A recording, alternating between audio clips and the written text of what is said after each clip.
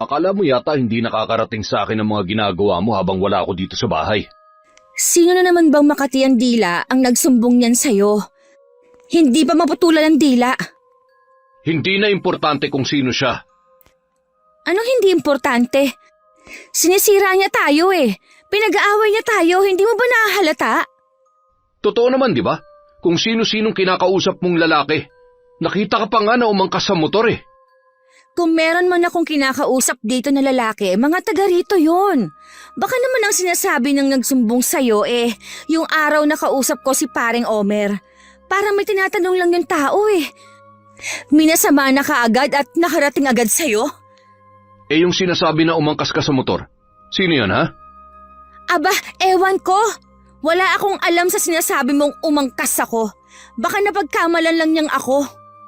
Huwag ka na nga magmaang-maangan pa. Hindi lang isa. Maraming nagsasabi sa akin. Tutal naman, mas sila ang pinaniniwalaan mo? Di kayong magsama. Aalis na ako dito sa bahay na to. Saan ka naman pupunta, ha? Bahala na. Gusto ko nang makipaghiwalay sa'yo. Teka lang naman. Bakit ka makikipaghiwalay sa akin? May gana ka pa talaga magtanong? Pagkatapos mo kong pagbintangan ng kung ano-ano? Kahit sino naman magagalit kapag nalaman ng mga pinaggagawa mo eh. Nagpapaniwala ka kasi sa mga naririnig mo. Hindi mo man lang ako tanungin. Sino ba ang asawa mo, di ba ako? Pero kahit kailan, hindi mo man lang ako makampihan. Lagi na lang ibang tao. Pasensya na, Dayan. Nadala lang ako ng init ng ulo. Pagod lang kasi ako sa trabaho. Tsaka, isipin mo naman ang mga anak natin. Ay, paano nakakapagod ka na? Hindi mo na nga naibibigay ang gusto ko. Pag uwi mo pa, inaaway mo pa ako. Patawarin mo na ako. Maawa ka sa mga bata. Gusto mo ba talagang lumaki sila na hindi buo ang pamilya? Naranasan mo naman na hiwalay ang mga magulang, di ba? Alam mo mahirap malagay sa ganung sitwasyon. Oo na, hindi na ako makikipaghiwalay. Kung hindi ko lang iniisip ang dalawa nating anak, matagal na kitang hiniwalayan. Salamat naman. Sana naman, iwasan mo ng pakikipag-usap sa mga lalaki. Nagkakaroon tuloy ng maling impresyon sa iyo mga tao.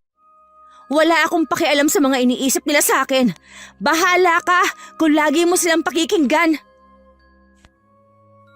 May 10 taon na kami nagsasama ni Rolly. Meron kaming 2 anak na pawang babae at nasa elementary pareho. Tama ang sinabi ng kinakasama ko. Namula ako sa broken family. Bata pa lang ako ay naghiwalay na ang mga magulang ko. Pareho na silang may pamilya. Kaya naman ako kung kani-kaninong kamag-anak nakitira. Hanggang sa kaya ko ng buhayin ng sarili ko. Nakilala ko noon si Rolly na may magandang trabaho. Dahil magandang lalaki naman, napaibig din niya ako. Lahat ng katangian na hinahanap ko ay nasa kanya na. Kaya naman kahit ilang buwan pa lang kami magnobyo noon, pumayag ako na magsama na kami. Nung una maayos naman ang pagsasama namin. Hanggang unti-unti nang manlamig ang relasyon namin. Siguro dahil nagkukulang na siya pagdating sa pagbibigay ng material na bagay. Inaamin ko kasing maluho ako sa lahat ng bagay. Naging mas mahirap pa sa amin ang sitwasyon nang matanggal siya sa dati niyang pinapasukan na malaki ang sahod. Sa ngayon, nagtsatsaga lang siya sa maliit na sahod niya bilang personal driver. Bakit ito lang ang sahod mo? Di ba nabangga ko yung sasakyan ng boss ko? Ayun, kinaltas niya yung pagpapagawa. Bakit ang laki naman ng ikinaltas? Hindi to aabot sa susunod mong sahod. Magbabayad pa tayo sa tindahan. Baon pa ng mga bata. Hayaan mo, gagawa ako ng paraan. Mangungutang ako sa isa kong kaibigan na nasa abroad. Puro na lang tayo utang. Ibabayad sa utang, galing din sa utang. Ano bang klaseng buhay to? Makakaraos din tayo. Magtiwala ka lang. Matagal nang nasira ang tiwala ko sa'yo. Ni isa sa mga ipinangako mo noon, walang natupad. Kung ang sinasabi mo yung hindi natin pagpapakasal, Pwede naman tayo magpakasal kahit kay Mayor lang. Ngayon pa ba? Kung kailang isang kahig, isang tukana ang nararanasan ko sa'yo. Grabe ka naman magsalita. Hindi ko naman kayo pinababayaan ng mga bata. Kaya ka lang naman nagagalit dahil hindi mo na nabibili ang mga luho mo. Unahin mo pa ba yun kaysa sa pangangailangan ng mga bata? Ipapaalala ko lang sa'yo bago tayo magsama. Nangako ka sa akin na kaya mong ibigay ang lahat ng pangangailangan ko. Bakit ngayon, iba na yata ang sinasabi mo? Ang akin lang naman magtiis muna tayo sa kung ano lang yung kaya kong ibigay ngayon. Hanggang kailan kami magtitiis sa mga anak mo? Hindi naman to habang buhay Kesa humaba pa ang pagtatalo naming dalawa, minabuti ko na lang natalikuran si Rolly. Nagdadabog na pumasok na lang ako sa kwarto namin. Hinagis ko rin sa kama ang perang binigay niya. Siguradong wala na namang matitira sa perang yun. Sa kabila ng pagiging aburido ko, maasikaso at maalaga ako sa mga anak namin. Gumigising ako ng maaga para lang maipagluto sila ng almusal at baon. Hindi ko rin hinahayaan na madumi ang uniform nila sa pagpasok. Laging maayos at bagong plancha ang mga yun. Ayoko kasing maranasan nila ang naranasan ko noon na walang nag-aasikaso. Pumapasok sa eskwelahan na walang kain at wala ring baon. Hinahatid ko rin sila sa eskwelahan dahil may kalayuan yun sa amin. Pagkahatid ko sa kanila, dumiretso na ako sa kubo kung saan kami nagtatagpo ni Melvin. Mabuti dumating ka na. Kanina pa ako naghihintay sa iyo Hinatid ko pa kasi yung mga anak ko at kinausap ko pa ang advisor nila kaya ako natagalan. Namiss kita ng sobra. Mahigit 1 linggo ba naman tayong hindi nagkita? Alam mong kailangan nating mag-ingat. Nakakahalata ng asawa ko Buti nga hindi kanya pinaghihinalaan Tanga yung asawa mo Kung sino-sino pinaghihinalaan. Bayaw lang naman niya ang tumatirador sa kanya. Sa totoo lang, nakukonsensya na ako sa ginagawa natin sa mga asawa natin. Huwag ka na makonsensya. Ay, may bibigay ako sa'yo. Galing kasi ako sa Maynila nung isang araw. Kaya naisipan kong bilhan kita ng regalo. Ito, sukat mo. Wow! Totoo ba to? Ang mahal ng bili ko dyan. Isukat mo ng kwintas para makita natin kung bagay sa'yo. Siyempre bagay to sa akin, maputi ako Teka, isusukat ko na. Hayhan, bagay nga. Nagustuhan mo ba? Ano bang klaseng tanong yan? Siyempre, gustong gusto ko. Si Rolly nga kahit kailan hindi man lang ako mabilhan.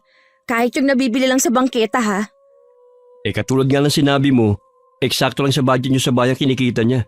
Paano kanya mabibilhan? Ay, kung hindi lang sa mga bata, matagal ko na siyang iniwan. Matagal ko nang sinasabi sa'yo, iwan mo na yung asawa mo. Alam mong hindi ko kayang iwan ng mga anak ko. Hindi rin sila ibibigay sa akin ni Rolly. At isa pa, may pamilya ka rin. Hindi kakayanin ng konsensya ko na makasira ng pamilya. Tayo na lang magsama. Okay, sige na. Huwag na natin pag-usapan ng bagay na yan. Magpakasay na lang tayo. Buong maghapon kami magkasama ni Melvin. Tinapat ko ring labasan na ng mga bata sa eskwelahan para masundo ko na rin sila. Bago kami maghiwalay ng araw na yun, binigyan pa ako ng pera nito. Hindi tuloy mapalis-palis ang ngiti sa labi ko.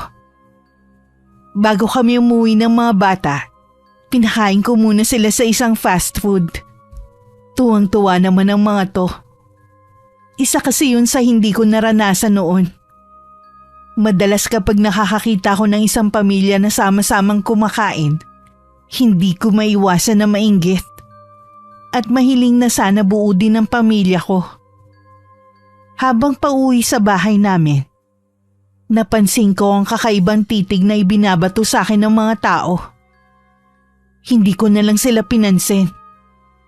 Sa tagal ng pagtira ko sa lugar na yun, natutunan ko na maging manhid sa mga naririnig ko mula sa kanila. Katwiran ko kasi, wala naman silang ambag sa buhay ko. Pwede mo bang ihanda ang mga damit ko? Bakit? Saan ka pupunta? Pupunta kasi ng Baguio si boss. Ilang araw kami doon. Ganun. Sige. Pagkatapos ng hapunan natin ihahanda ko na. Salamat. Siya nga pala, kumain daw kayo kanina sa labas ng mga bata. Oo. Minsan lang naman Saan ka naman kumuha ng perang pinangkain niyo sa labas? Ano kasi, di ba may utang sa akin si Aling Doray? Hayon, nagbayad na kanina. Yun ang pinangkain namin sa labas kanina ng mga bata. May pagkain naman dito sa bahay. Sana itinabi mo na lang ang pera. Pambihira ka naman. Minsan na nga lang kumain sa labas sa mga anak mo Gipit nga kasi tayo Ikaw lang ang gipit dahil sa kagagawan mo rin. Pagtatalunan na naman ba natin yon? Bakit? Kung hindi mo kasi ibinangga ang sasakyan ng boss mo, di sana walang kaltas ang sahod mo. Huwag na tayo magtalo. Maririnig pa ng mga bata Sino bang nag-umpisa? Mabuti nga ako, nagagawa ko pang pakainin sa labas sa mga anak natin. Ikaw, kailan mo kami huling pinakain at ipinasyal sa labas? Alam mo naman na sapat lang ang kinikita ko. Puro ka na lang sapat lang ang kinikita Ayaw mo kasi maghanap ng ibang trabaho na mas malaki ang sahod. Hayaan mo, kapag natapos kong bayaran ng utang ko sa amo ko, maghahanap ako ng mas magandang trabaho. Tutulungan daw ko ni Melvin na ipasok sa trabaho niya. Ang bayaw mong si Melvin? Kailan kayo nagkausap? Kahapon, aksidente lang yung pagkikita namin. Nagkakwentuhan nga kami. Nabanggit ko na hindi na nga sapat ang kinikita ko. Sana nga matulungan ka niya. Ilang taon ka na dyan sa amo mo pero hindi pa rin mataasan ang sahod mo. Incheck kasi kaya siguro ganun ka kuripot. Ikaw lang naman kasi nagtsatsaga dyan sa amo mo Kita mo nga, imbis na patawarin ka na sa nangyari sa sasakyan niya, kinakaltasan ka pa talaga. Wala man lang konsiderasyon sa ilang taon mong pagtatrabaho sa kanya. Kaya nga kapag nabayaran ko na siya, magpapaalam na ako. Gawin mo, huwag puro salita ka lang. Pagkatapos nga ng hapunan, ang dalawang anak ko na lang ang inutusan ko magligpit ng pinagkainan namin. Inayos ko na ang mga damit na dadalhin ni Rolly. Maaga din daw siya aalis bukas. Dahil ilang araw wala si Rolly, malaya kami nagkikita ni Melvin sa kubong pag-aari ng tiyuhin niya. Malayo na yun sa karamihan, kaya walang nakakakita sa amin. Bakit hindi mo binanggit sa akin na nagkausap kayo ni Rolly? Nakalimutan ko lang banggitin sa'yo. Tsaka, hindi naman importante yun Kahit na, binanggit mo pa rin sana. Totoo ba na ipapasok mo siya sa trabaho mo? Kung magkakaroon ng bakante, hindi pa naman sigurado yun Puro kasi siya daing Kaya naisipan kong alukin siya. Mabuti nga ilang araw siya mawawala. Walang mamabwisit sa araw ko.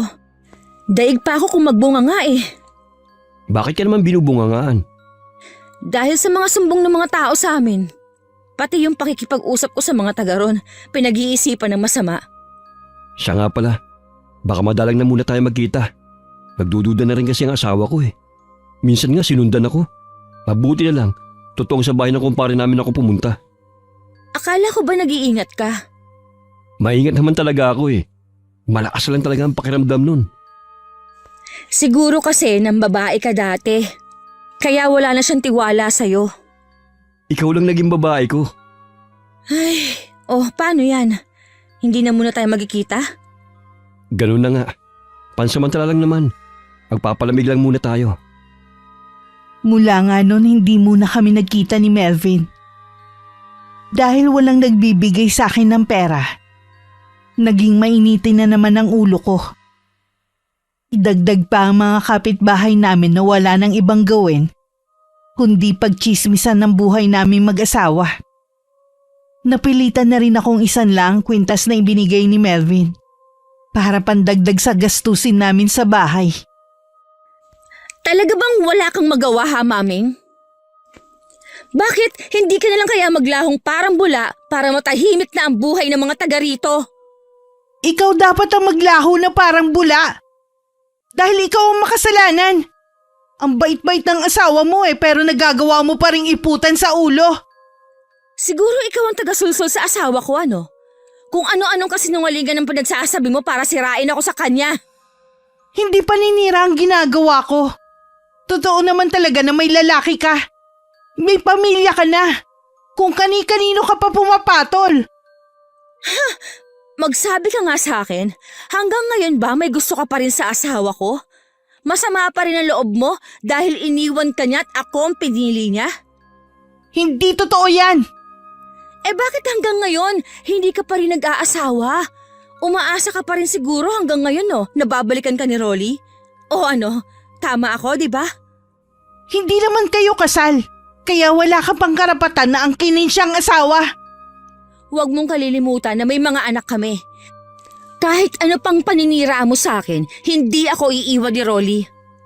Kapag nagsawa si Rolly sa ginagawa mo, iiwan ka rin niya. Tandaan mong sinabi kong yan. Ako na nagsasabi sa'yo, hanggang pangarap ka na lang na maghihiwalay kami ni Rolly. Kaya kung ako sa'yo, kalimutan mo na siya at maghanap ka na lang ng ibang lalaki. Siguro kung kaya lang maglabas ng apoy ang mga mata ni Mameng. Kanina pa ako natupok sa talim ng titig niya sa akin. Hindi na kasi ako nakapagpigil na sitahin siya. Nang marinig kong ako ang pinag-uusapan nila ng mga kaibigan niya. Tama nga ang hinala ko. Na siya ang nagpapakalat ng hindi maganda tungkol sa akin. Hindi na rin ako nagtataka na sinusubaybayan niya ang bawat galaw ko. Para may maisumbong siya kay Rolly. Bakit sambakol na naman yung mukha mo? Nakasagutan ko si Maming kanina eh. Hindi na ako nakapagpigil. Ano na naman ang pinag-awayan niyo? Nahuli ko lang naman na pinagchichismisan nila ako magkakaibigan. Hindi na ako magtataka kung siya din na nagsusumbong sa'yo ng mga paninira tungkol sa akin. Matagal ko na siyang hindi nakakausap. Iniiwasan ko na rin siya mula na mag-away tayo. Tama lang na iwasan mong babaeng yun. Puro lang naman siya paninira eh. Gusto niya maghiwalay tayo para makuha ka ulit niya. Ano ba yung sinasabi mo? Matagal na kaming naghiwalay ni Maming. Matagal na nga, pero umaasa pa rin siyang magbabalikan kayo balang araw. Kaya nga, hanggang ngayon, hindi pa rin siya nag-aasawa eh. Ang mabuti pa, iwasan mo na lang ang babaeng yun. Gulo lang ang dala niya, wala ka namang panama sa talas ng dila nun. Yan ang akala mo. Hindi ko naman siya uurungan. Lumalaki ng mga anak natin. Hindi ka ba nahihiya na makita ka nilang nakikipag-away sa labas? Bakit? Ipapakita ko ba sa kanila?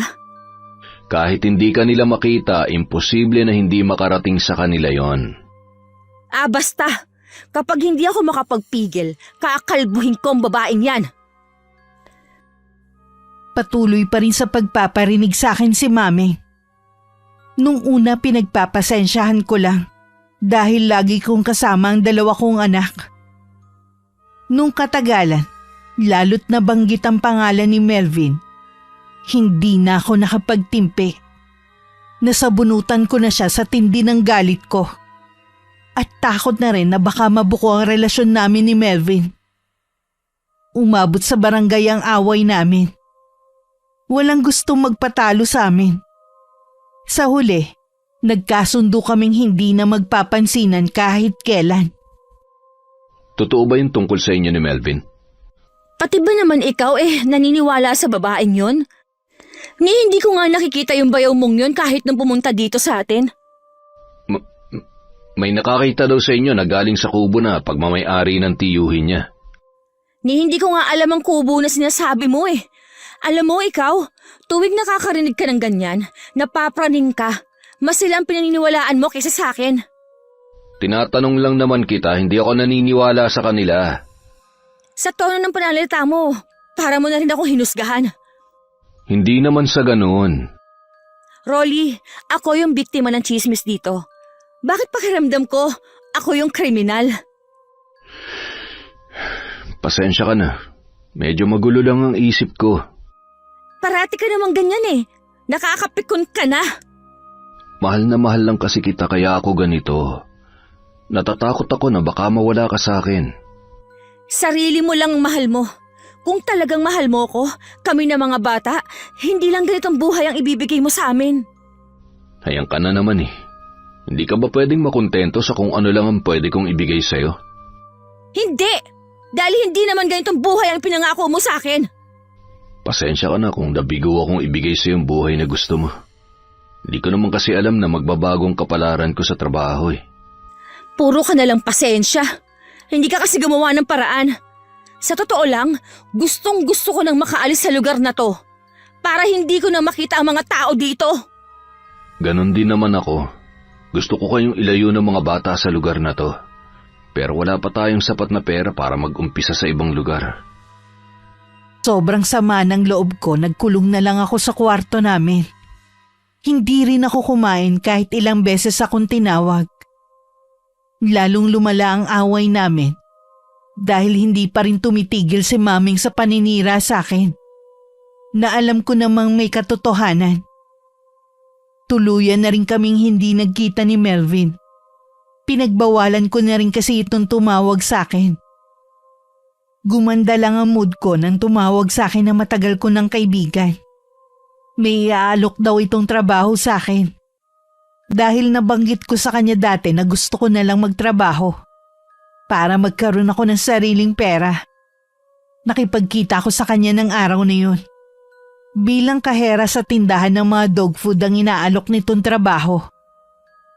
Gusto raw kasi ng biyena niya mapagkakatiwalaan sa pera. Ako ang naisip niya dahil kailangan ko nga ng trabaho. Maliit lang ang sahod pero tinanggap ko na rin.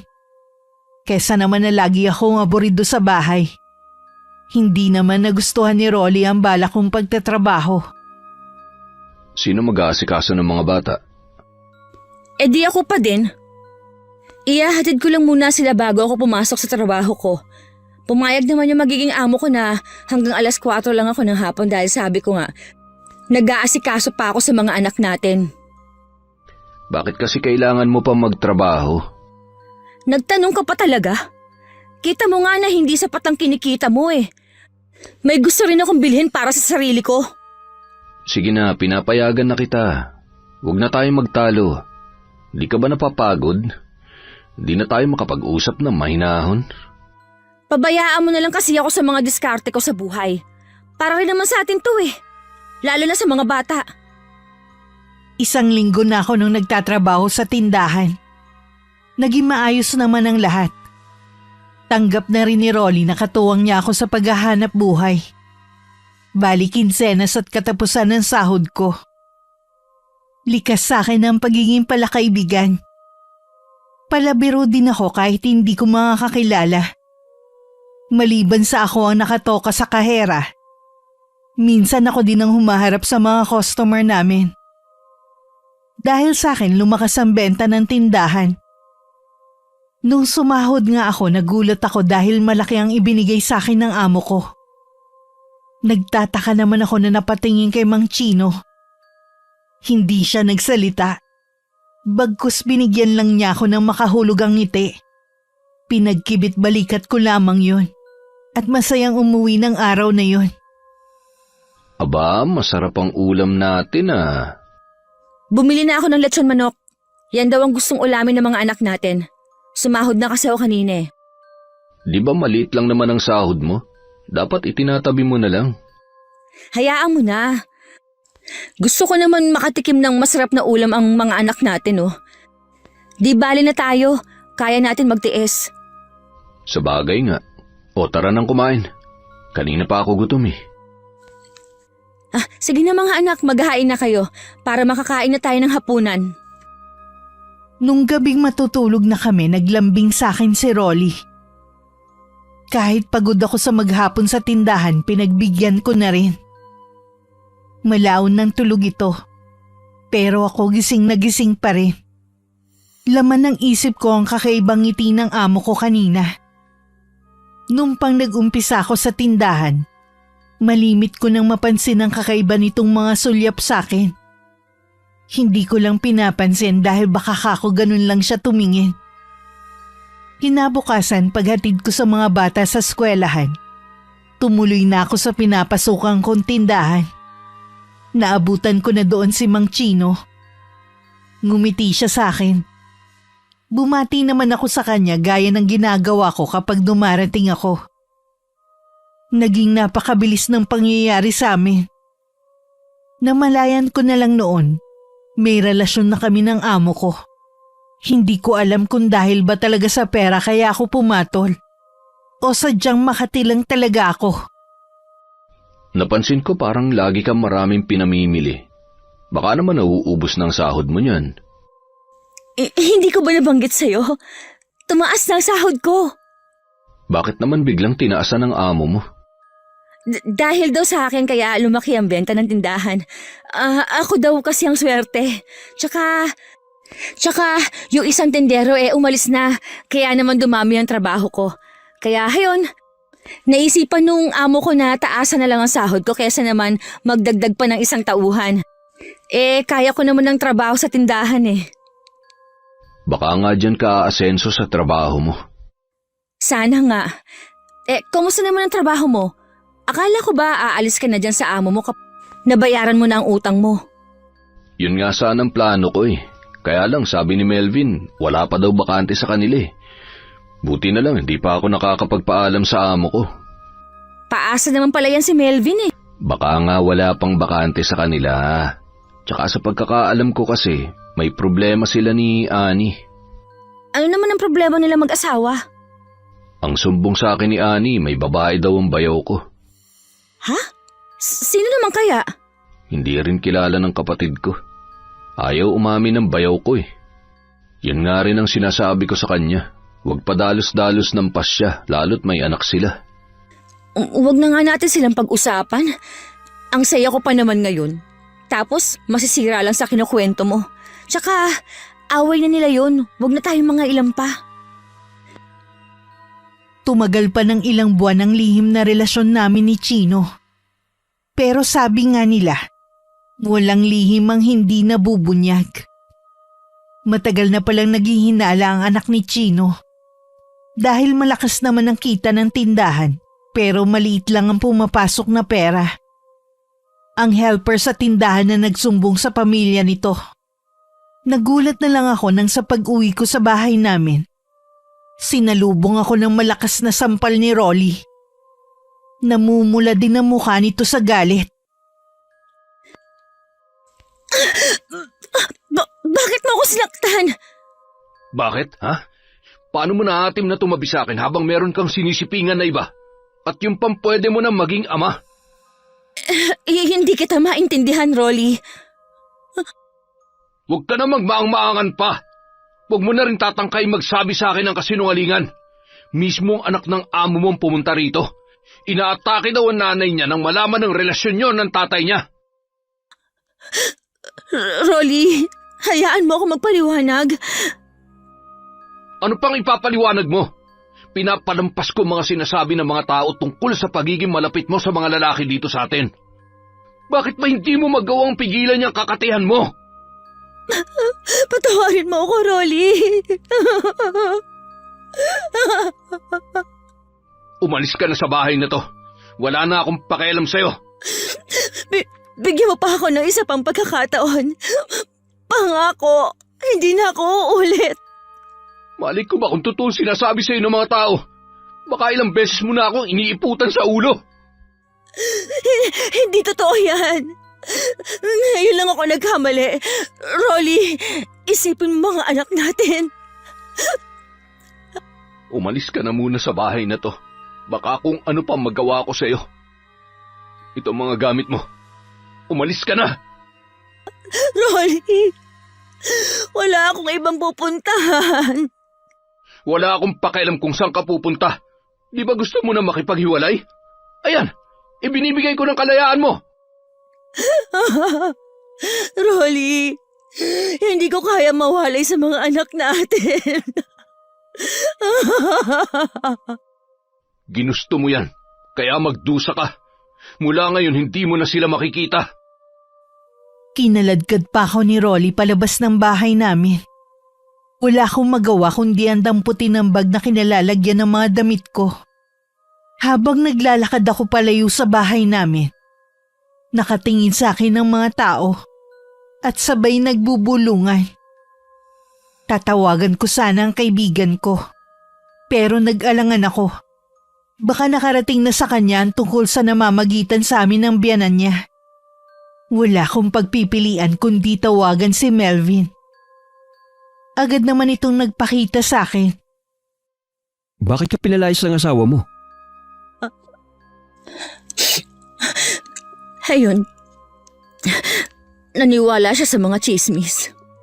Baka ito ng tamang panahon para tuloy na tayo magsama.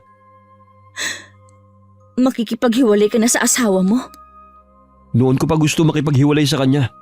Napapagod na akong intindihan ang ugali niya. Hindi ko kayang iwan ng mga anak ko, Melvin. Wala ka na magagawa pa. Pinalayas ka na ng asawa mo. Wala ka ng ibang pagpipilian pa kundi ang makisama sa akin. Napagtanto ko na tama nga si Melvin. Siguradong alam na rin sa lugar namin ang kahihiyang ginawa ko. Wala na rin akong mukhang maiharap sa kanila. Lalo na sa mga anak ko. Napilitan na akong makisama kay Melvin.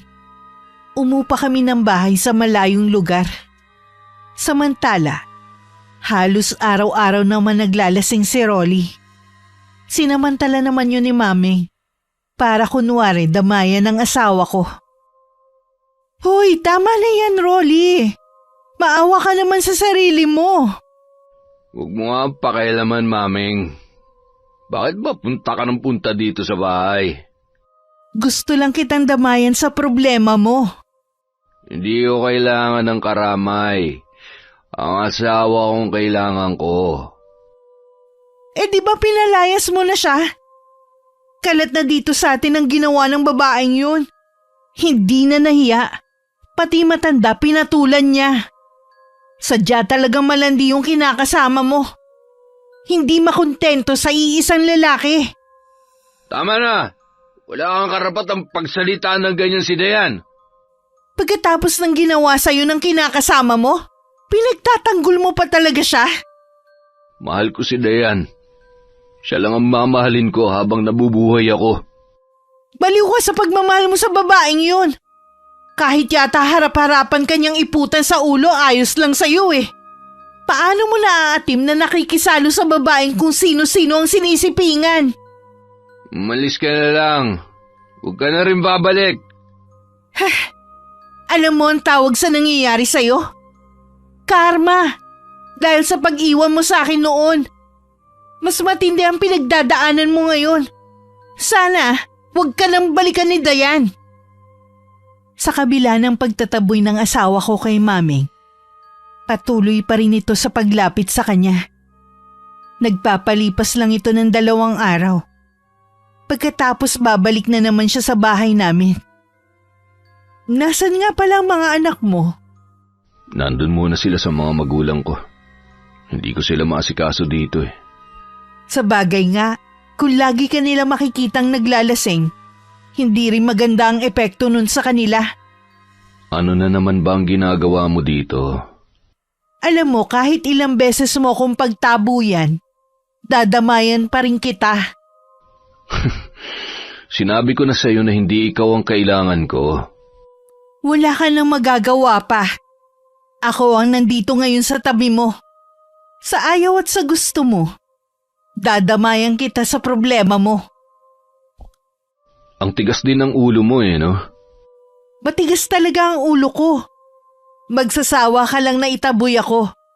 Pero babalik at babalik pa rin ako dito. Bahala ka nga sa buhay mo.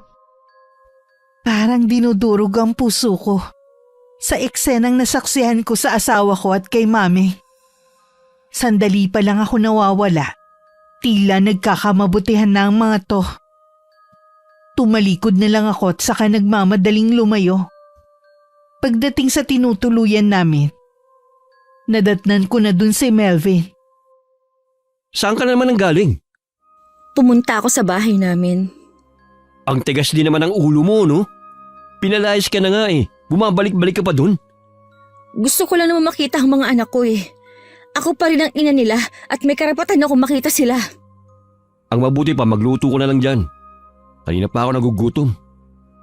Kanina ka pa naman dito, bakit hindi ka pa nagluto ng pagkain mo? Sumasagot ka na. Kaya kita ibinahay para pagsilbihan ako.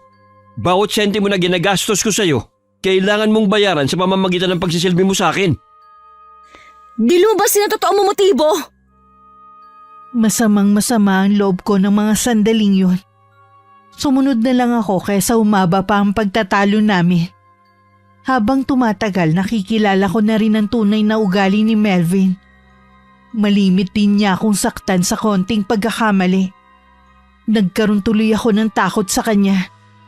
Kapag nag-iisa, madalas kong alalahanin ang buhay ko. Nung kapiling ko pa ang mag-aama ko. Sapat lang nga ang kinikita nun ni Rolly. Pero hindi naman kami nagugutom na mag-iina. Sobrang namimiss ko na sila. Gusto ko sanang puntahan sila at tanawin kahit sa malayo. Pero wala naman akong sapat na pera. Hindi na kasi ko binibigyan ni Melvin. Minsan nagpaalam ako sa kanya na magtatrabaho. Pero hindi siya pumayag. Hindi ka magtatrabaho. Dito ka lang sa bahay. Baka mamaya lumandi ka na naman sa ibang lalaki. Ano ba yung sinasabi mo? Gusto ko lang naman magtrabaho para magkaroon ako ng sariling pera. Ang sabihin mo, maghahanap ka lang ng magagatasan mo. Akala mo yata hindi ko alam na nilindi mo yung dati mong amo. Aba, kalat na sa buong lugar niyo ang ginawa mo. Ibang klase ka rin, no? Pati matanda, pinatus mo. Pinagsisisihan ko na ang ginawa kong yon. Natukso lang ako dahil sa ibinibigay niyang pera sa akin. Kaya nga dapat sa'yo, ikinukulong lang dito sa bahay. Minsan, pinaghahanapan mo pa ako. Kahit na ano pang dahilan mo, dito ka lang. Bawal ka lumabas ng bahay. Wala ko nagawa kundi ang sumunod. Kesa sa masaktan na naman ako. Naiisip ko na baka karma na to sa akin dahil sa mga nagawa ko. Sa paghahanap ko ng kaginhawaan sa buhay, napunta patuloy ako sa mas mahirap na sitwasyon. Minsan umuwi sa bahay si Melvin na mainit ang ulo. Lumayo na lang ako. Baka mamaya ako pa mapagbuntunan niya ng galit. Lumapit lang ako nung malamig na ang ulo niya. Gusto mo na bang kumain? Maghahain na ako. Mamaya na, wala pa akong ganang kumain. May problema ba sa trabaho? Wala sa trabaho. Alam na ni Anin tungkol sa atin. Ha? Paano niya nalaman? Hindi ko alam. Siguro nasundan niya ako. Siguradong magsusumbong siya kay Rolly. Kahit hindi niya sabihin, hindi ka na rin naman tatanggapin ni Rolly dahil sa ginawa mo. Anong gagawin natin? Baka bigla siyang sumugod dito. Huwag mo siyang pagbubuksan ng pinto kapag pumunta siya rito. Akala ko ba hiwalay na kayo? Bakit siya naghahabol pa? Hindi siya pumayag na makipaghiwalay sa akin. Gusto niyang ayusin namin ang pagsasama namin. Alang-alang sa mga anak namin. Para pala siyang si Rolly. Magkapatid nga sila. Parehong-pareho magmahal. Pareho ka mong tanga. Inaayawan na. Pilit pa rin mga naghahabol. Talaga bang ayaw mo na makipagbalikan sa asawa mo? Kahit man lang sa mga bata? Sino naman kasi ang magtsatsaga sa bunganga niya? Buti sana kung nagkukulang ako sa kanila eh.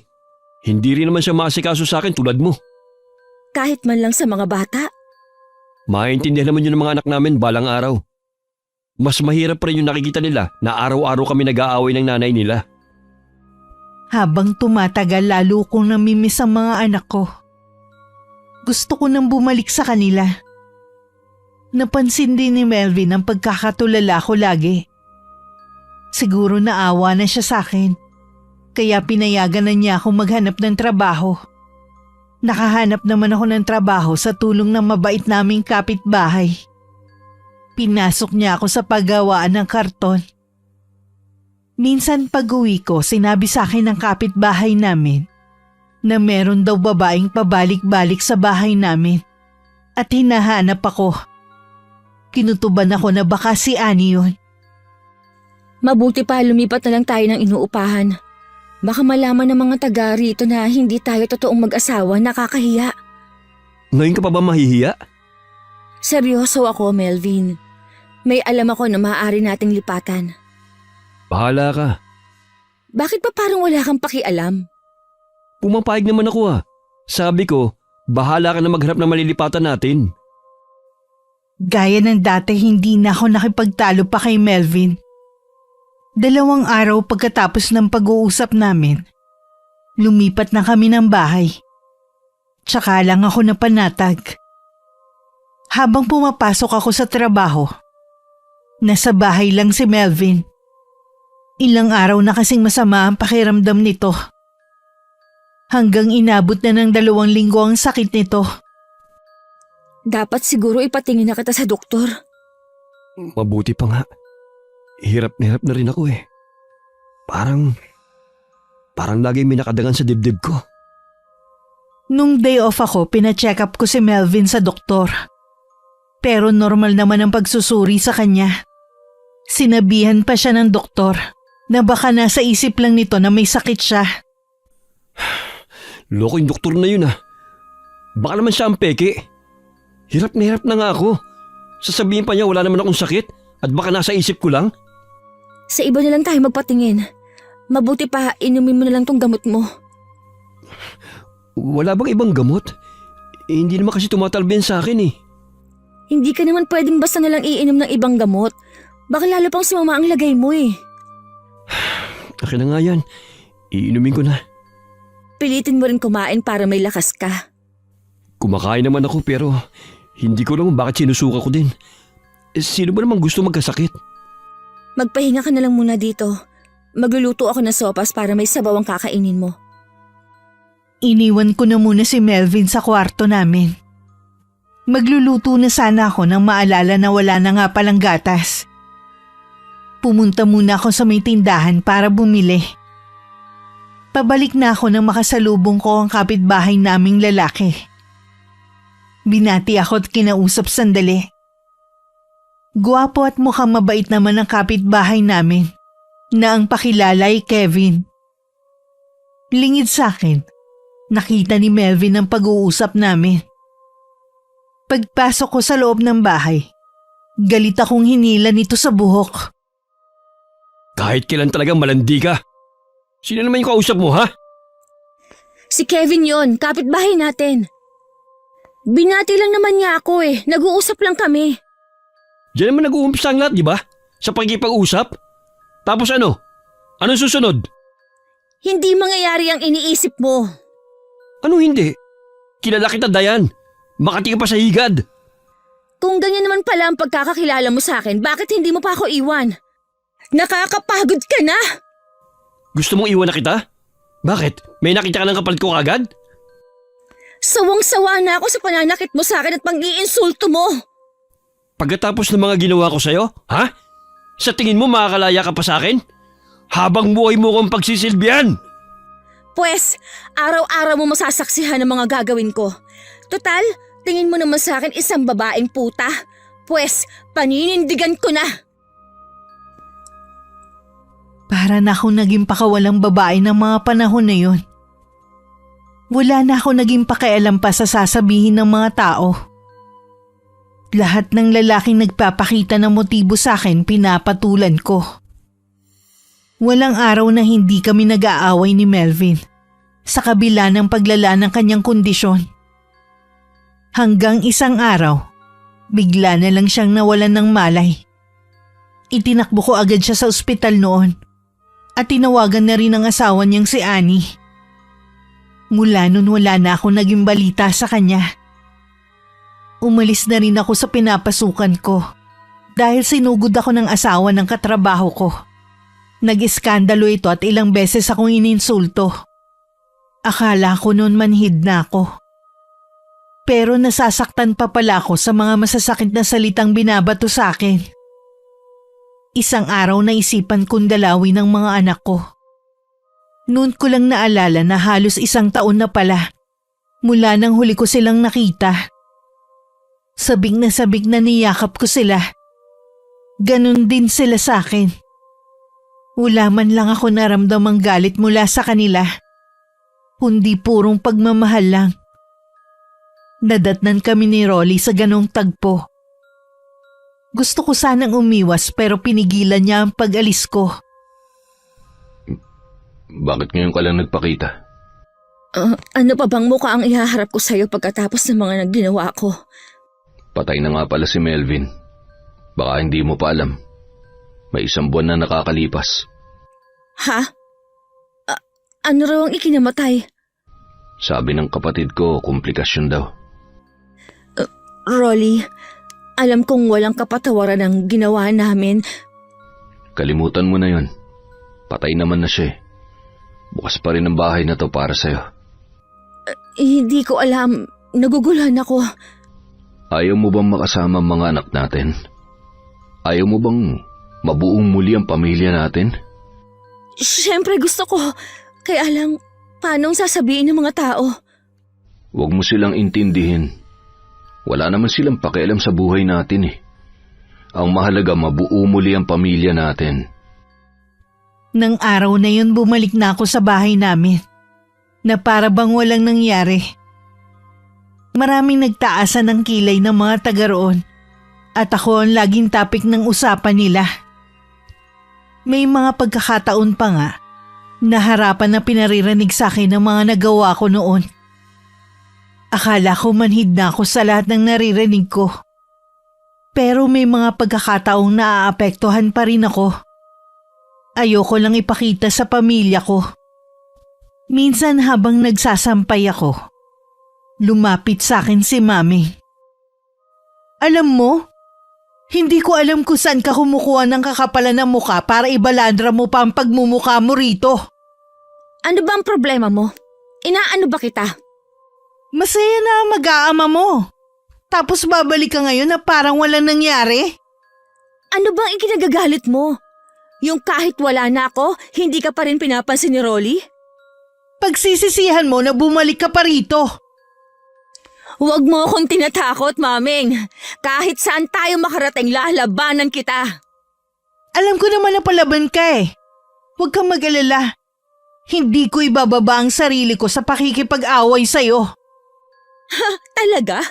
Kaya ba ang aga-aga nandito ka? Patutunayan ko kay Rolly na kahit anong gawin niya, hindi ka na niya mababago pa. Sadyang nananalaytay dyan sa mga ugat mo ang pagiging malandi mo.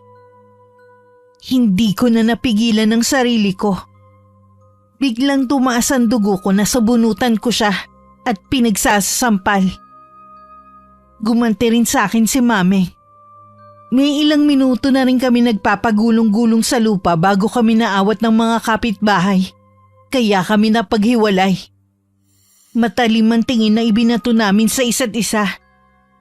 Nagpupumiglas pa ako sa humahawak sa akin. Ganon din si Mami. Bitiwan niyo ako! Kakalbuhin ko ang babaeng yan! Akala mo kung sino kang susugod sa bahay namin para lang insultuhin ako? Kulang pa nga ang mga sinabi ko. Itong tandaan mo, Dayan. Pagbabayaran mo ang mga ginawa mong to sa akin. Ha! Huwag mo akong takutin! Ikaw ang magbabayad sa ginawa mo sa akin! Sana hindi ka na lang bumalik. Doon ka na lang sana sa lalaki mo. Hindi ka bagay kay Rolly. Isa kang maruming babae. Kung ano-ano pang batuhan ng mga salita ang sinabi namin sa isa't isa. Hindi ko na nga halos maalala ang iba ko pang sinabi. Para matigil na ang pagbabangayan namin, hinila na ng mga tao si Maming palayo sa harapan ng bahay namin. Ako naman pumasok na sa loob. Nang dumating si Rolly at nalaman ang nangyari sa amin, labis siyang nag-alala sa akin at galit naman para kay Mami. Anong karapatan niya para sumugod dito sa atin? Hindi niya matanggap na bumalik ako. Siguro, inaasahan niya na ipagtatabuyan mo ko. Noon pa alam niyang tatanggapin pa rin kita kapag bumalik ka dito. Kakausapin ko siya. Wag na, Rolly. Hayaan na lang natin siya. Sumusobra na kasi siya sa pakikialam sa atin. Alam mo naman kung bakit siya nagagalit sa akin. Hanggang ngayon, may gusto pa rin siya sa'yo. Kakausapin ko siya para maliwanagan siya. Babalik din ako agad. Hindi ko na napigilan pa si Ronnie nang lumabas siya ng bahay namin. Kahit nagagalit pa rin ako kay Maming, mas nanaig pa rin ang awa ko sa kanya. Alam kong malaki ang naging kasalanan ko noon sa kanya. Kahit kasi alam ko na matagal na silang magkarelasyon nun ni Rolly, nagawa ko pa rin nakitin ito. Hindi ko man lang isinaalang-alang ang damdamin nito bilang babae. Kapag humupa na ang lahat, balak kong kausapin si Mami para humingi ng kapatawaran sa ginawa ko noon. Samantala ng mga oras na yun magkaharap na ang dalawa. Umiiyak si Mami dahil alam niyang galit sa kanya si Rolly. Si Dayan naman ang unang nanakit sa akin eh. Hindi ka niya masasaktan kung hindi ka pumunta sa bahay namin at ininsulto siya. Totoo naman kasi eh. At ikaw naman ang napakatanga para tanggapin pa ang babaeng yan. Wala ka nang pakialam kung tinanggap ko siya ulit. Tantanan mo na kami. Huwag ka na ulit pupunta sa bahay dahil ako na makakalaban mo. Ano ba kasi ang pinakain sa'yo ng babaeng yon at patay na patay ka sa kanya? Mahal ko si Dayan at nanay siya ng mga anak ko. Kaya nakikiusap ako sa'yo, tumigil ka na. Patahimikin mo na kami. Kitang-kita ni Rolly ang galit sa mga mata ni Mami. Para bang punong-puno yun ng pagbabanta. Ipinagsawalang bahala na lang niya yun. Kilala naman niya si Maming na hanggang salita lang. Mula nga nun hindi na namin nakikita si Mami. Sabi ng ilan, hindi lang daw to naglalabas ng bahay. Mabait naman yung si Maming. Naging kaibigan mo naman siya nun, di ba? Nasaktan lang siya dahil mas pinili kita kaysa sa kanya. Nagpapalamig lang ako sa nangyari. Kakausapin ko rin siya para humingi ng kapatawaran. Ayoko na rin kasing may kaaway. Gusto ko nang kalimutan ang nakaraan. Hindi yun mangyayari kung lagi niyang ipapaalala. Tama ang gagawin mo. Hindi naman masama kung ikaw ang magpapakumbaba at unang lalapit sa kanya. Baka naman nagbakasyon, tsaka mo na lang siya kausapin kapag bumalik na. Siguradong malamig na ang ulo nun.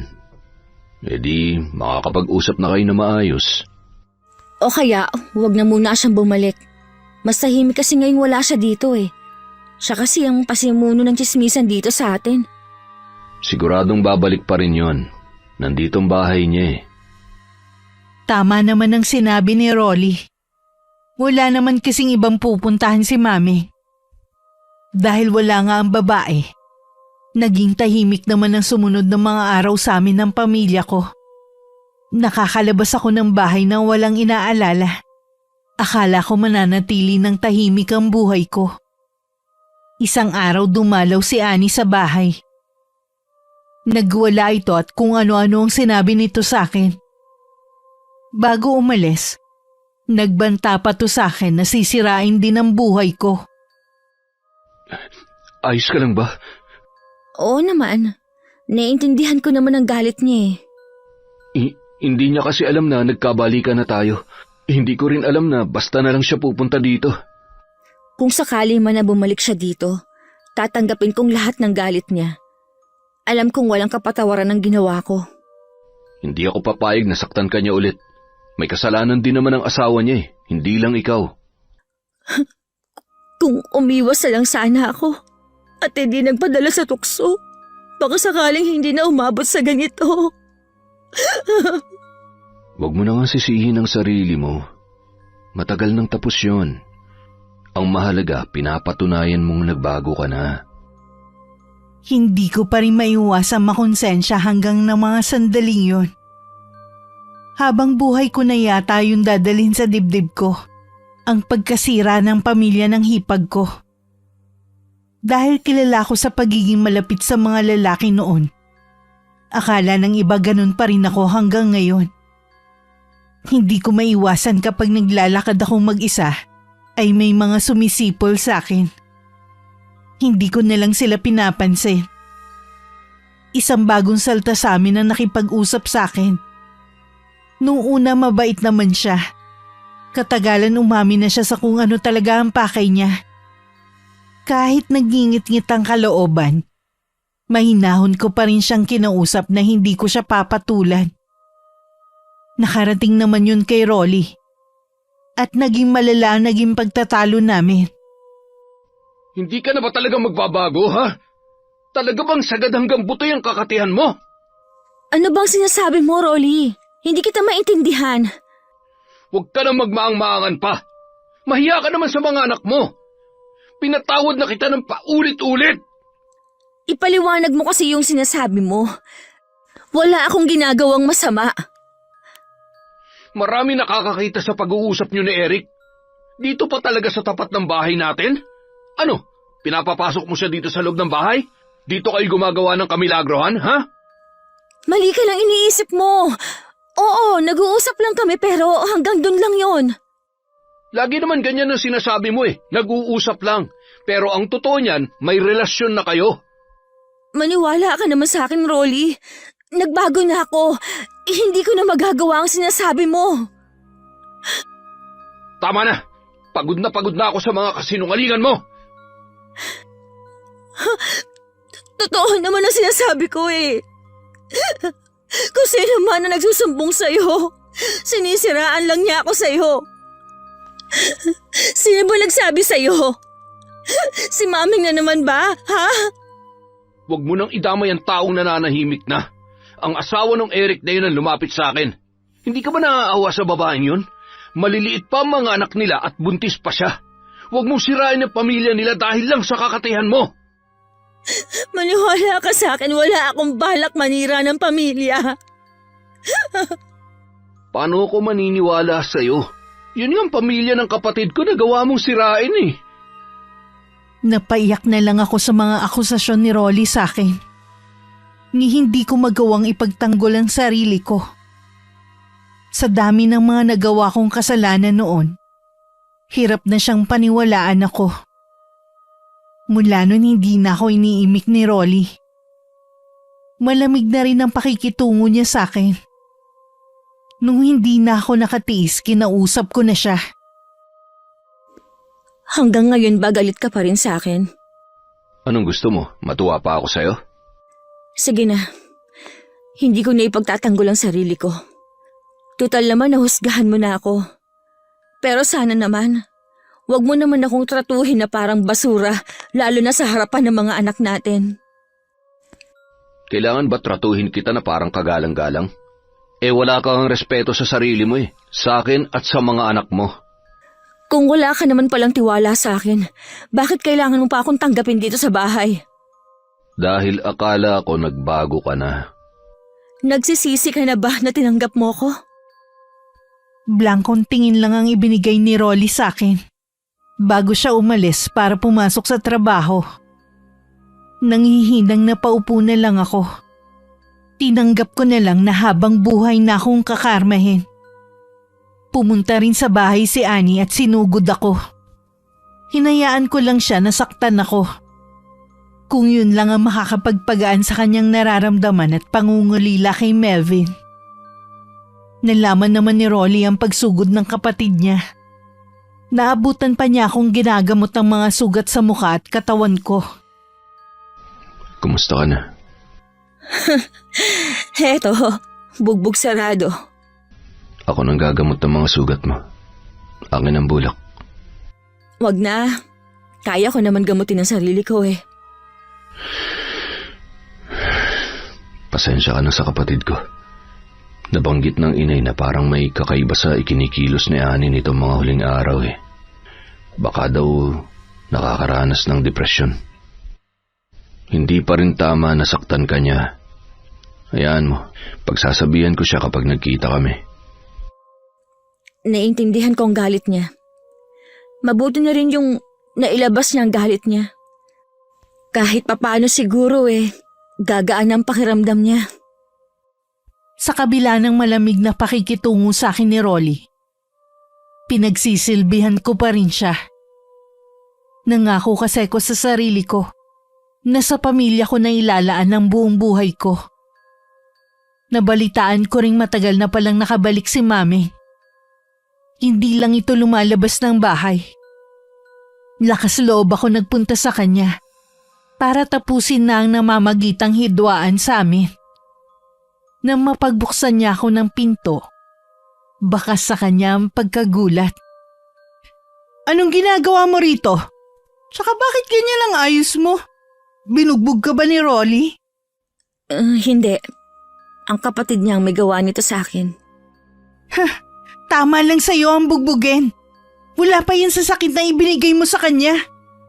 Alam ko. Kaya nga tinanggap ko na lang lahat ng pananakit niya. Ay, ano bang kailangan mo sa akin? Marami pa kasi akong gagawin eh.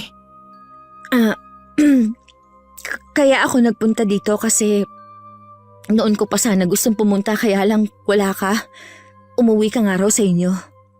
Bakit gusto mo ako makausap? Ano, para awayin? Hindi yun ang ipinunta ko.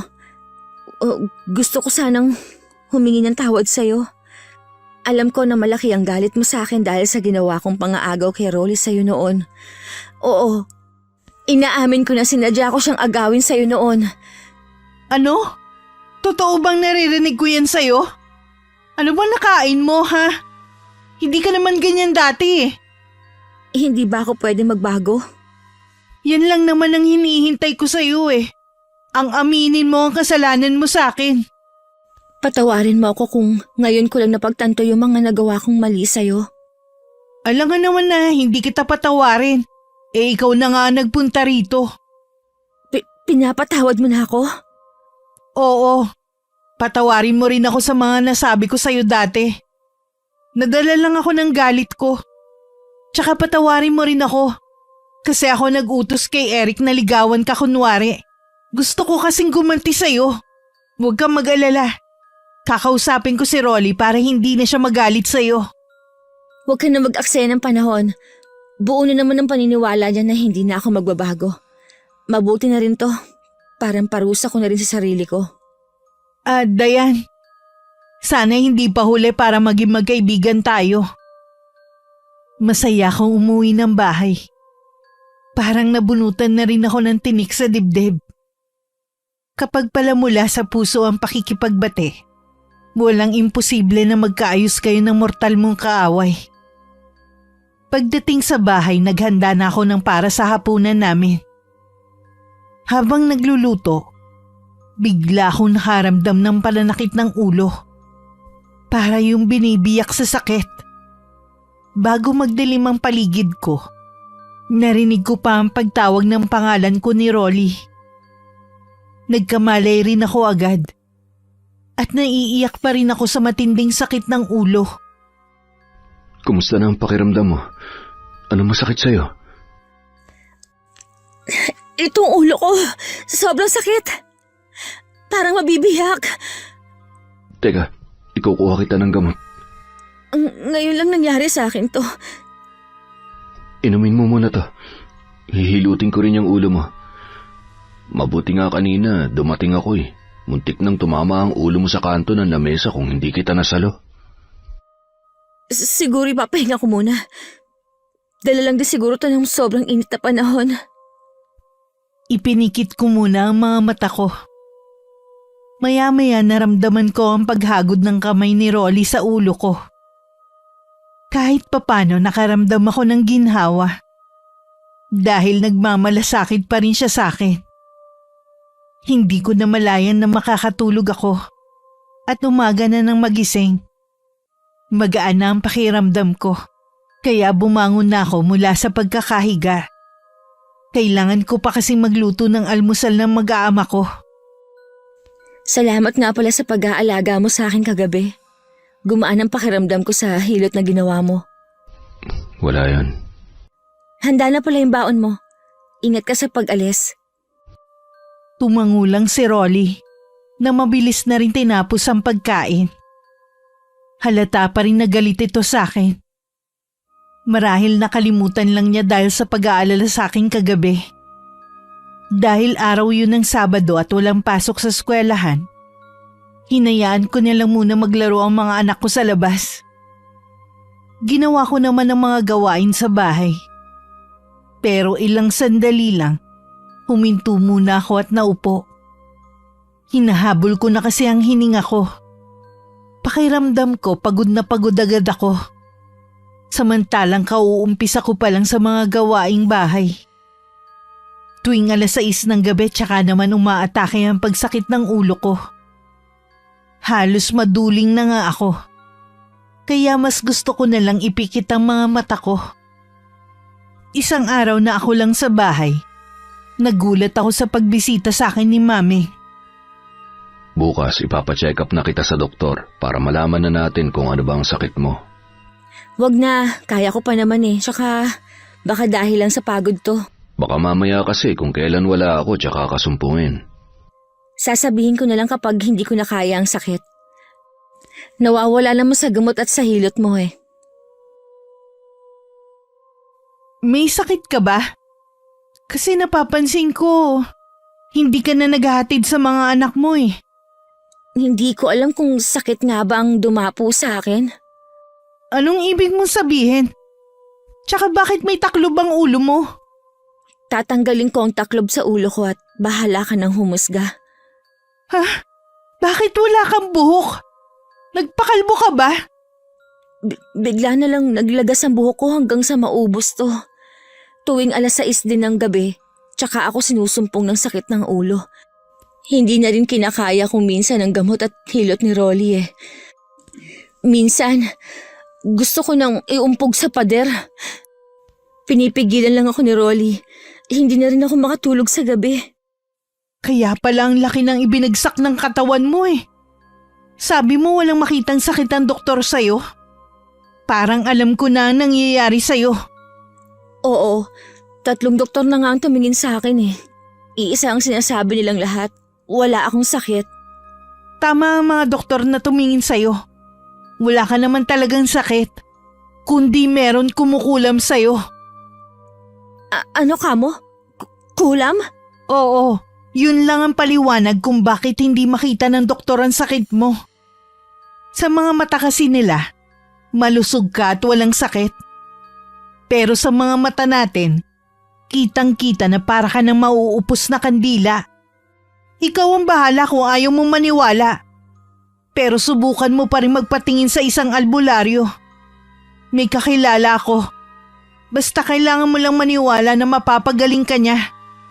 Pasensya ka na maming pero hindi kasi ako naniniwala sa kulam eh. Wala naman kasi makakapagpatotoo niyan eh. Ramdam ko naman ang senseridad ni Maming na makatulong sa akin. Maging ang kanyang pag-aalala. Pero mahirap lang talaga kasing maniwala na totoo ang kulam. Pero sasabihin ko rin yun kay Rolly pag uwi galing trabaho. Nandito kanina si Maming? Kailan pa kayo naging magkaibigan? Diba, sabi ko naman sa'yo, gusto ko na makipagbati sa kanya. Tinanggap naman niya ang paghingi ko ng kapatawaran. Pinatawad na niya ako at magkaibigan na kami ngayon. Natutuwa ako na magkasundo na kayo ni Maming. Sa wakas, natuldukan na rin ang ilang taon yung bangayan. May sinabi nga siya sa akin kanina eh. Hindi ko alam kung maniniwala ka pero sabi niya. Kulam? Sino naman ang gagawa nun sa'yo? Hindi ko alam. Baka isa sa mga asawa ng mga lalaking nakarelasyon ko noon. Baka gusto akong gantihan. Ipapatingin muna kita sa doktor. Kapag ganun pa rin ang resulta, tsaka tayo maghahanap ng magaling na albularyo. Sumang-ayon naman ako kay Rolly. Ibinilin muna namin ng mga bata sa mga magulang niya bago kami lumuwas ng Maynila. Sa pagsusuri sa akin ng doktor na pinuntahan namin, wala rin siyang nakitang sakit ko. Para tuloy gusto ko nang maniwala sa sinabi ni Mami na baka kinukulam ako. Nang makauwi na kami, lalong sumama ang pakiramdam ko. Nakasama pa yata sa akin ng pagbiyahe ng malayo. Maghahanap ako ng magaling na albularyo. May kilala daw si Maming. Sige, kakausapin ko siya. Basta magtiwala ka lang na malalampasan mo rin to. Hindi kaya parusa na to sa akin dahil sa mga nagawa kong kasalanan? Hindi yan parusa sa'yo. Isipin mo na lang na paggising yan sa'yo para talikuran mo na ang mga mali mong ginagawa. Matagal ko na naman pinagsisihan ng mga nagawa ko. Pero bakit kailangang mangyari pa rin sa akin to? Hindi ko alam kung paano sasagutin yan eh. Pero naniniwala ako na balang araw, ikaw rin mismo makakasagot sa tanong mo. Salamat, Rolly ha. Lagi kang nariyan para sa akin. Minsan, Naiisip ko na hindi ako karapat-dapat sa pagmamahal mo. Hindi man tayo kasal, nangako ako sa sarili ko noon na mamahalin at aalagaan kita habang nagsasama tayo. Hindi ka na ba galit sa akin? Hindi na. Alam mo naman na hindi nagtatagal ang galit ko sa'yo. Kapag gumaling na ako, babawi ako sa'yo at sa mga anak natin. Magiging mabuting asawa at ina ako. Pangako yan. Tahan na. Baka lalong sumakit ang ulo mo niyan. Magpahinga ka na lang at pupuntahan ko na lang si Mameng. Hinintay muna ni Rolly na makatulog ako bago siya pumunta sa bahay ni Mami. Pagdating doon, sinabi agad ng asawa ko ang pakay niya. Hindi na rin napigilan ni Mami na ipagtapat na kagagawan niya kung bakit nakikipaglapit sa akin si Eric. Kung ganon, nagsasabi pala ng totoo si Dayan na nagbago na siya. Patawarin mo sana ako, Rolly. Nadala lang ako ng galit ko. Nasaktan ko si Dayan dahil sa ginawa mo. Hindi ko siya nagawang paniwalaan. Maiintindihan ko na galit ka. Handa kong gawin ang lahat para lang mapatawad mo ko. Huwag na muna natin yan pag-usapan. Kailangan magamot si Dayan. May kakilala ka daw na albularyo. Salamat, Mameng. Hihintayin na lamang namin kayo bukas. Oo, bukas na bukas din ipupuntahan ko siya. At sasamahan sa bahay niyo. Salamat, Mameng. Hihintayin na lamang namin kayo bukas. Nang gabing yon, hindi ako pinatulog ng sakit ng ulo ko. Buong katawan ko din sumasakit. Para bang may tumutusok ng matulis na bagay sa buong katawan ko. Hindi ko na napigilan na mapaiyak. Mabuti na lang nasa tabi ko lang si Rolly. Wala ring tigil ang pagdadasal ko sa isip. Paulit-ulit akong humingi ng kapatawaran sa lahat ng mga nagawa kong pagkakasala. Naniniwala akong mabisa talaga ito. Dahil biglang nawala ang sakit ng ulo ko. At yung tila tumutusok sa balat ko. Mag-uumaga na rin noon nang makatulog ako. Kinaumagahan, dumating si Mameng kasama si Aling Hilda. Salamat naman at dumating na kayo. Tulog pa si Dayan. Napuyat kagabi. Pagpasok pa lang dito, dama ko na ang bigat sa bahay na to. Dapat hindi na kayo nag-aksaya ng oras para ipatingin siya sa akin. Hindi po kasi namin alam na may kumukulam sa kanya. Kaya po sa doktor ko muna siya dinala. Lalo nyo lang pinalala ang kalagayan niya dahil sa ginawa nyo. Ang mabuti pa pupuntahan ko na siya. Nang pumasok si Aling Hilda sa kwarto kung saan ako naroon, balak sanang sumunod ni Rolly. Pero pinigilan siya ni Mameng. Dito na lang tayo maghintay. Palalabasin ka rin ni Aling Hilda. Ayaw niya kasing may ibang tao kapag nanggagamot siya. Ako ang natatakot para sa kaligtasan ni Dayan. Magtiwala ka lang kay Aling Hilda. Mapapagaling niya si Dayan. Malalaman niya kaya kung sinong kumukulam kay Dayan? Oo. Pwede rin niyang ibalik ang karamdaman sa taong yun. Naalimpungatan ako sa amoy ng kandila. Nagulat pa ako nang makita ko ang isang matandang babae. Meron siyang ibinubulong na hindi ko naman maintindihan. Pagkatapos meron siyang ipinahid sa noo ko. At bahagya pa niyang hinilot hanggang ulo ko. Nakaramdam naman ako ng ginhawa. Sino po kayo? Ako si Hilda. Si Mameng ang nagsama sa akin dito. Kayo po pala nga yung tinutukoy niya. Ako ang bahala sa'yo. Magtiwala ka lang sa akin. Tumangulang ako kay Aling Hilda. Pakiramdam ko ng mga oras na yun hinang-hina ako. Muli ko nilang ipinikit ang mga mata ko. Ilang sandali lang, nag-umpisa na naman ang walang kapantay na sakit na tila pumupunit sa bawat hibla ng katawan ko. Lumipas ang nakakainip na sandali. Ilang beses tinangka ni Rolly na pumasok sa kwarto. Pero pinipigilan lang siya ni Mami. Ano na kayang nangyayari sa loob?